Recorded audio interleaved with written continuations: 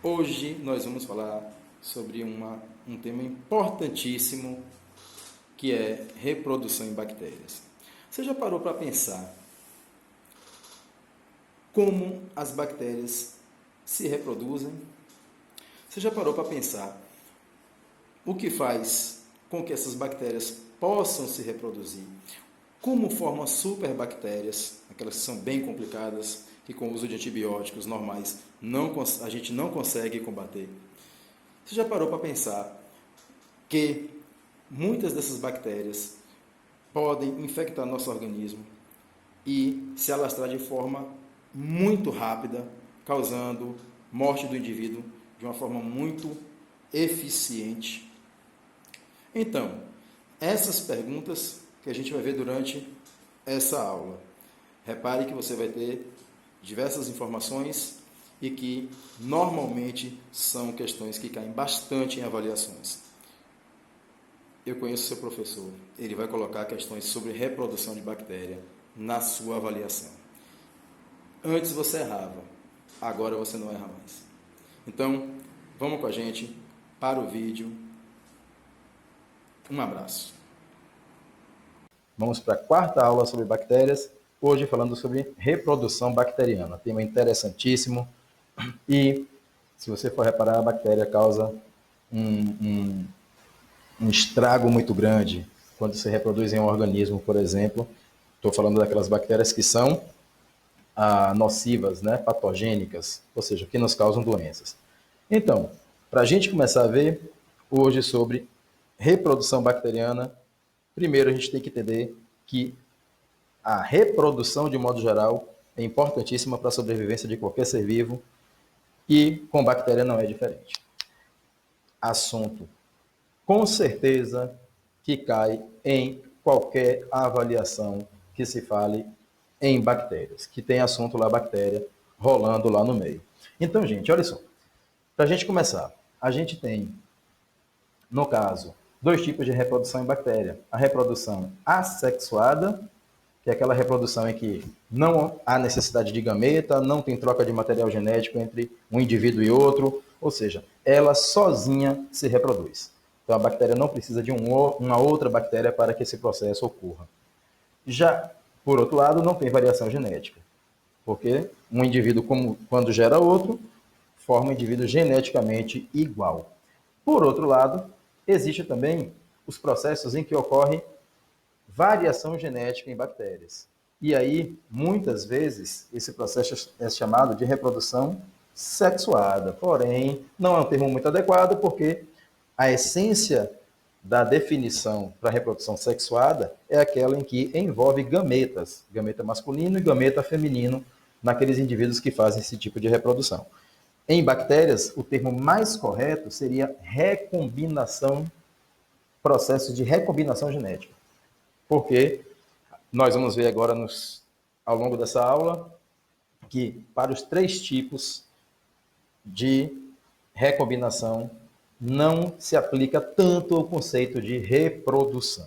A gente vai entender já já ao longo da aula. Então, fique comigo até o final para a gente entender isso aí. Pois bem, reprodução assexuada. Reprodução assexuada, já falei a definição, não tem gametas. Em bactérias, reprodução assexuada é aquela ocorre em dois tipos. Reprodução por bipartição ou divisão binária, e aí também chamada de cisciparidade. E a esporulação.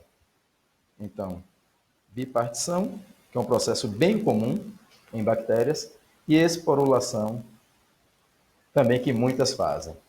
Vamos falar já já sobre cada uma delas. E para a reprodução sexuada, como eu falei para vocês, que o mais correto é chamar de processo de recombinação genética, do que propriamente uma reprodução sexuada. São de três tipos. Conjugação, que inclusive nós já falamos lá sobre conjugação bacteriana, quando falamos de estruturas internas da bactéria. Vá lá, volte nas aulas aí, que você vai ver lá a explicação sobre conjugação bacteriana, mas de qualquer forma a gente vai detalhar esse processo aqui. Outro processo transformação.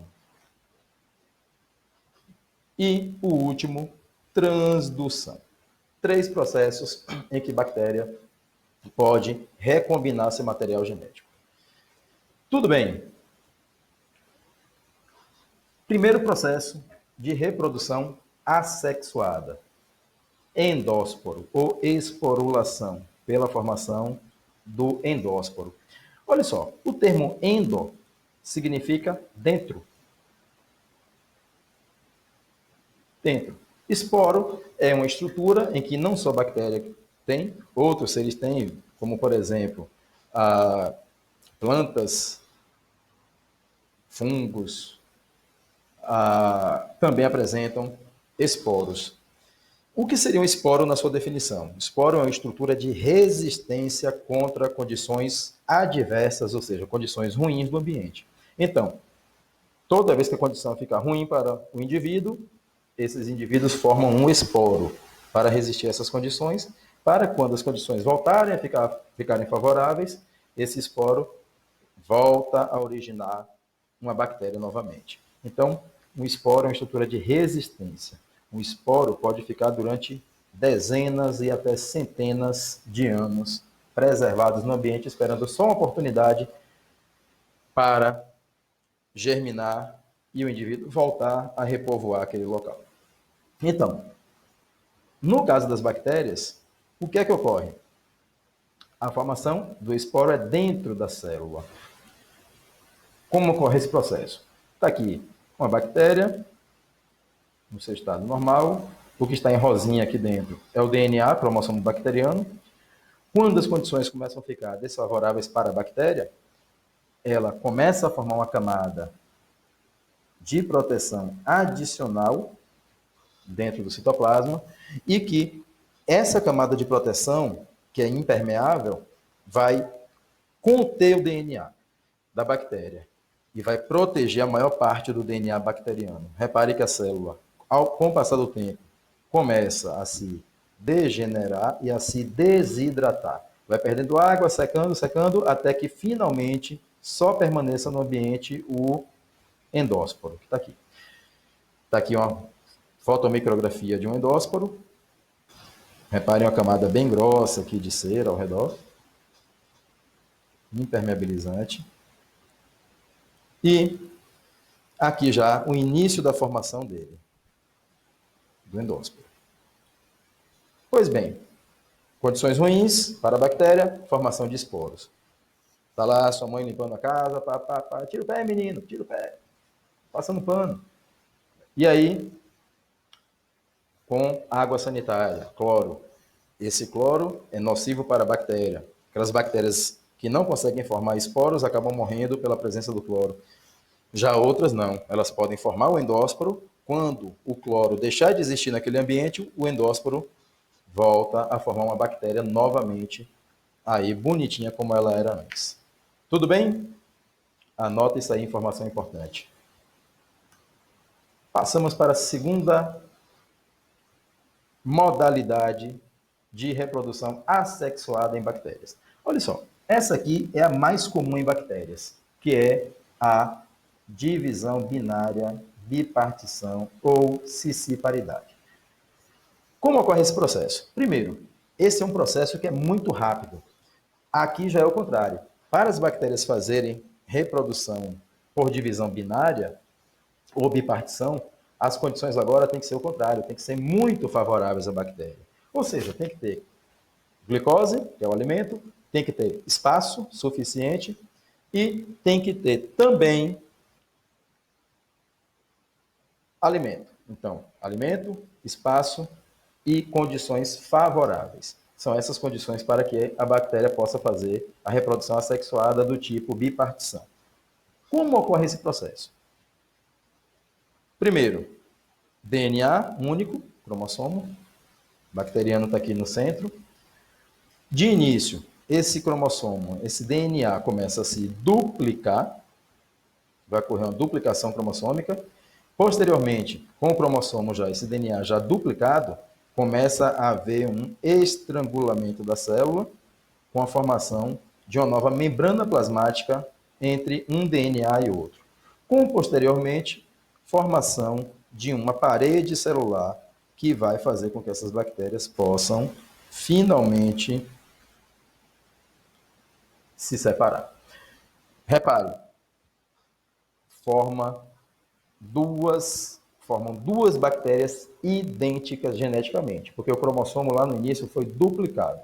Então, toda reprodução assexuada, indivíduo geneticamente igual, não tem variação genética, anote isso no seu caderno, que isso é importantíssimo, e seu professor vai colocar isso na avaliação, com certeza. Anote aí. Continuando. Esse processo ocorre a cada 20 minutos em média. Imagine a cada 20 minutos uma bactéria forma duas, duas formam quatro, quatro formam oito, oito formam 16, 32, 64, 128 e assim por diante. Ou seja, um crescimento exponencial. Um crescimento em que vai sempre aumentando de forma muito rápida. Imagine uma bactéria só causando infecção na sua garganta. Uma só bactéria. Imagine ao final do dia quantas bactérias estarão na sua garganta a ele causando essa infecção. Imagine só, pare e pense sobre isso. Então, bem rápido e bem perigoso. Por que eu digo que a bipartição não é por mitose? Mitose é um processo em que uma célula forma outra idêntica. Aí você fala, professor, mas aí está uma célula formando outra idêntica, com uma diferença. Mitose, quando existe núcleo, quando um núcleo se duplica com o DNA dentro dele. Como nós sabemos que bactéria não tem núcleo, esse processo não é considerado uma mitose. Tudo bem? Então, continuando. Isso tudo eu já falei para vocês na explanação. Vantagem da reprodução sexuada e tudo mais. Continuando. Reprodução bacteriana. Aqui a gente tem agora os processos chamados de reprodução sexuada. Olha só, vamos entender porque esse termo não está tão adequado, apesar de ser bem presente lá nos livros. Olha só, nós temos aqui o primeiro tipo de processo que vai causar variação genética em bactérias. Processo de recombinação genética. Olha só, esse indivíduozinho bonitinho que vocês estão vendo aí, parece uma navezinha, é um bacteriófago. Bacteriófago, também chamado de fago. Um bacteriófago são bactérias, são vírus que infectam bactérias. Ele tem afinidade por célula bacteriana. E ele é assim mesmo com esse formato. O que está em vermelhinho aqui, ou em rosa, se refere ao material genético do vírus. É DNA viral, que é um bacteriófago, um vírus que infecta a bactéria. O que está em laranja aí, né, é o que se refere a DNA da bactéria. Repare, nesse processo, quando o bacteriófago chega até a bactéria, ele vai injetar, como se fosse uma seringa, injetando o seu conteúdo dentro da sua pele, do seu corpo, ele vai injetar o DNA dele dentro da célula bacteriana. O que é que acontece? Como todo vírus, esse DNA e esse material genético do vírus vai ser duplicado, né, vai ser replicado, ou seja, vão ser formados vários DNAs do vírus, só que ao mesmo tempo ele também pode pegar pedaços de DNA da bactéria, como aqui, por exemplo.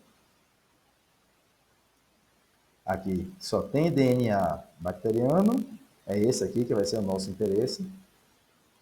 E também existem DNAs que só vão estar presentes com o material genético do vírus. Três formas.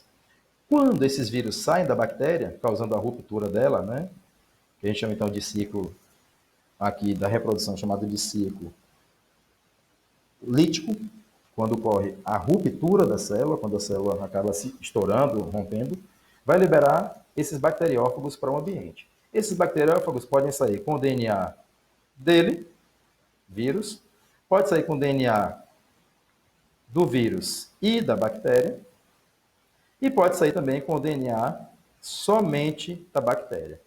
Se por um acaso esse vírus infectar uma outra bactéria, ele vai levar o DNA da bactéria ao qual ele infectou cá no início, e vai trazer para uma outra bactéria.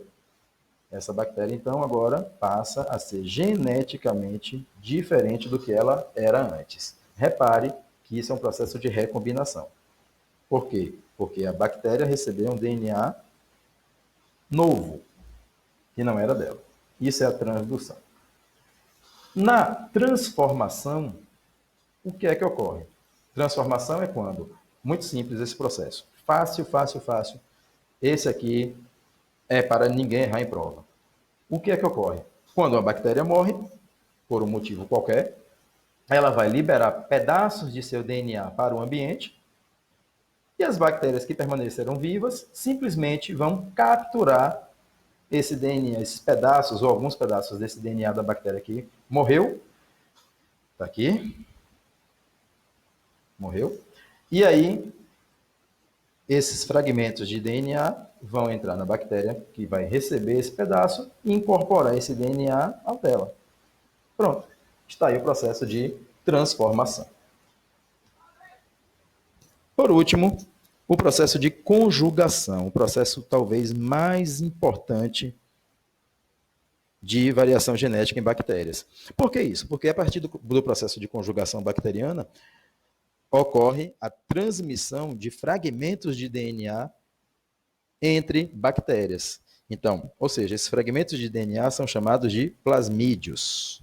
Quem quiser saber um pouquinho mais sobre plasmídio, vai lá em estrutura interna das bactérias, que está lá bonitinho explicando para você o que seria um plasmídio. Então, esse plasmídio vai ser transferido de uma bactéria para outra, bactéria doadora, bactéria receptora. Então, esse plasmídio vai ser conduzido de uma bactéria para outra a partir de uma ponte unindo os dois citoplasmas. O citoplasma de uma bactéria ao citoplasma da outra. Esse canal formado aqui é chamado de pile sexual. Pile sexual. É formado, então, para que bactérias possam transferir plasmídios, que são pedaços de DNA, de uma bactéria para outra. Qual é a vantagem disso para as bactérias? Tornam as bactérias receptoras mais resistentes a antibióticos. Então, a partir daí, forma superbactérias. Aquela pergunta lá no início que eu fiz para vocês está respondida agora.